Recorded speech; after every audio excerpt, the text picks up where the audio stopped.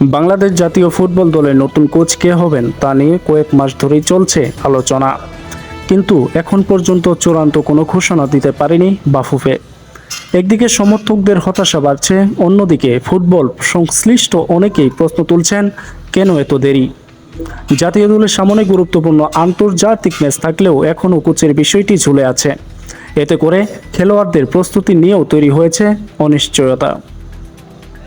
Football বিশ্লেষকরা বলছেন, একটি জাতীয় দলের পরিকল্পনা দীর্ঘমেয়াদী হওয়া উচিত। কোচ নিয়ে দেরি হলে পুরো দলের পারফরম্যান্সের উপর প্রভাব পড়ে। সামাজিক যোগাযোগ মাধ্যমেও ক্ষোভ প্রকাশ করেছেন সমর্থকরা। অনেকে বলছেন, বারবার একই ধরনের পরিস্থিতি তৈরি হওয়ায় দেশের ফুটবল এগোতে পারছে না। গত কয়েক বছরে বাংলাদেশের ফুটবলের আশার আলো দেখা গেলেও ধারাবাহিকতার অভাব রয়েছে। ভালো খেলোয়াড় উঠে এলেও সঠিক পরিকল্পনা, শক্তিশালী কোচিং কাঠামোর অভাবে দল কাঙ্ক্ষিত সাফল্য পাচ্ছে না। বিশেষজ্ঞদের মতে, দ্রুত অভিজ্ঞ একজন কোচ নিয়োগ দিয়ে দলকে স্থিতিশীল করা এখন সবচেয়ে জরুরি।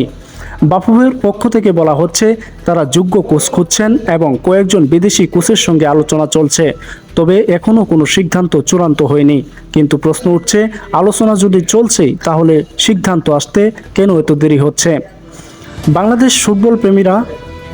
বাংলাদেশের ফুটবল প্রেমীরা চান দ্রুত এই অনিশ্চয়তার অবসান হোক, কারণ সামনে গুরুত্বপূর্ণ টুর্নামেন্ট ও বাছাই পর্বের ম্যাচ রয়েছে।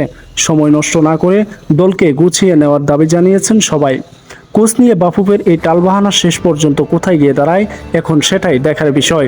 তবে একটি বিষয় পরিষ্কার, দ্রুত সিদ্ধান্ত না এলে বাংলাদেশের ফুটবল আরও পিছিয়ে পড়তে পারে।